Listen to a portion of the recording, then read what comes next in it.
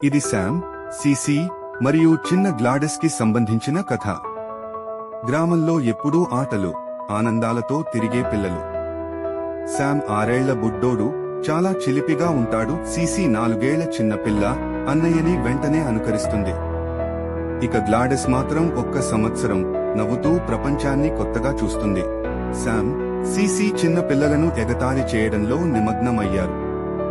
వాళ్ల ఆటలు ఎప్పుడూ ఇతర పిల్లలకు ఇబ్బంది కలిగించేవి. కాని వాళ్లకు ఈ విషయంపై సరిగా అవగాహన లేదు. చిలిపితనం, ఆటలతో రోజులు గడిపేవారు. ఒకరోజు అమ్మ వాళ్లతో కూర్చుని బైబిల్ కథ చెప్పాలని నిర్ణయించుకుంది. శామ్, సీసీ, గ్లాడెస్ ముగ్గురు వాళ్ల అమ్మ చుట్టూ కూర్చున్నారు. వాళ్లు వినడానికి ఆసక్తిగా ఎదురుచూశారు.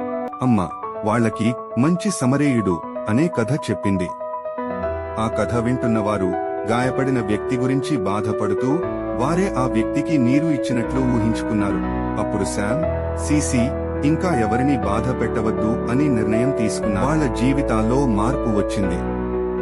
శామ్, సీసీ చిన్న పిల్లలకి ఆటల్లో సహాయం చేయడం, వాళ్లకి స్నేహంగా ప్రవర్తించడం ప్రారంభించారు.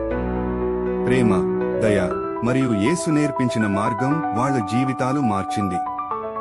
ఇక ఆ కుటుంబం అంతా ప్రేమతో, దయతో జీవించసాగారు. శామ్, లు ఇప్పుడు ఇతర పిల్లలకి స్నేహితులుగా మారారు. మంచి సమరేయుడు కథ వాళ్లకి జీవితంలో నిజమైన మార్గాన్ని చూపింది.